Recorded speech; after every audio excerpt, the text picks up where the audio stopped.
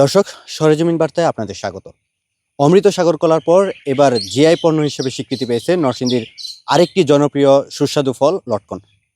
বুধবার Bangladesh foreign service একাডেমির GI পণ্য স্বীকৃতি সনদ প্রদান অনুষ্ঠানে নরসিংদী জেলা প্রশাসক মোহাম্মদ রাশেদ হোসেন চৌধুরীর হাতে জিআই পণ্যের স্বীকৃতি সনদ প্রদান করা হয়। দর্শক, আমি বর্তমানে রয়েছি নরসিংদী জেলার শিবপুর উপজেলার জয়নগর ইউনিয়নের আজকিতলা গ্রামের একটি লটকন বাগানে।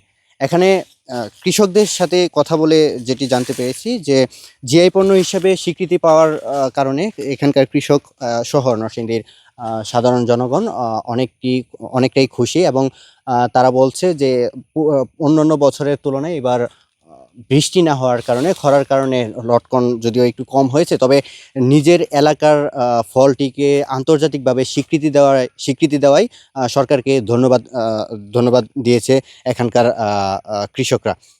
নরসিংদী শিবপুর থানা পাশাপাশি বেলাবা থানা মনোহরদি এই দুই তিন থানার মেঝে এটা করে, আশেপাশে অন্য অন্য জায়গায় আছে, তবে আমরা এটার গুণগত মান একটু বেশি এবং খাইতেও স্বাদ লাগে এবং লটকনটা আমরা বিক্রি করি, এটা চাহিদাও একটু বেশি।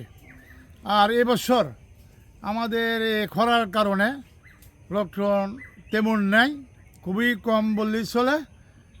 আর এটার পিছনে সরকার কিছু সহযোগিতা করলে, কৃষি অফিসার যারা আছে তারা যদি একটু আমাদের পরামর্শ দেয়, দিলেও ভবিষ্যৎ আমাদের আরও ভালো হবে।